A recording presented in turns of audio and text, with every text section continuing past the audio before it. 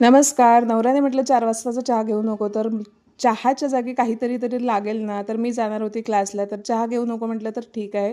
पण जाता-जाता लस्सी द्या म्हणून लस्सीच्या दुकानात आलो आणि लस्सी घेतली. त्यानंतर आली क्लासला. तर क्लासला येताना झाला उशीर लस्सी पिल्यामुळे.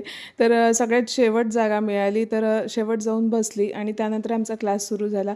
इथे सोप मेकिंग आणि कॅन्डल मेकिंगचा क्लास घेतला अंशुल गुप्ता यांनी. खूप छान असं त्यांनी माहिती सांगितली. अशी कोणतीही माहिती नाही की जी सांगितली नाही आणि व्हॉट्सअप नंबर वगैरे दिला की काहीही लागलं तरी मला कॉल करा. आणि त्यानंतर एक बिझनेस वुमन होती अकोल्यातलीच, तर तिनेही खूप छान मार्गदर्शन केलं की बिझनेस कशाप्रकारे करावा, त्यासाठी काय लागतं, एंटरप्रेनर कशाप्रकारे बनायचं, त्याचीही खूप छान अशी माहिती दिली. त्यानंतर आम्ही इथे त्यांनी ज्या कॅन्डल बनवल्या होत्या त्या बघितल्या आणि घरी निघालो. क्लास म्हणजे 3 दिवसांचं उन्हाळी शिबिर होतं, तर त्यामध्ये सगळ्यांनी आपापल्या कलाकृती ज्या आहेत त्या दाखवण्याचा प्रयत्न केला. त्यानंतर तिसऱ्या दिवशी होता हा रांगोळीचा क्लास.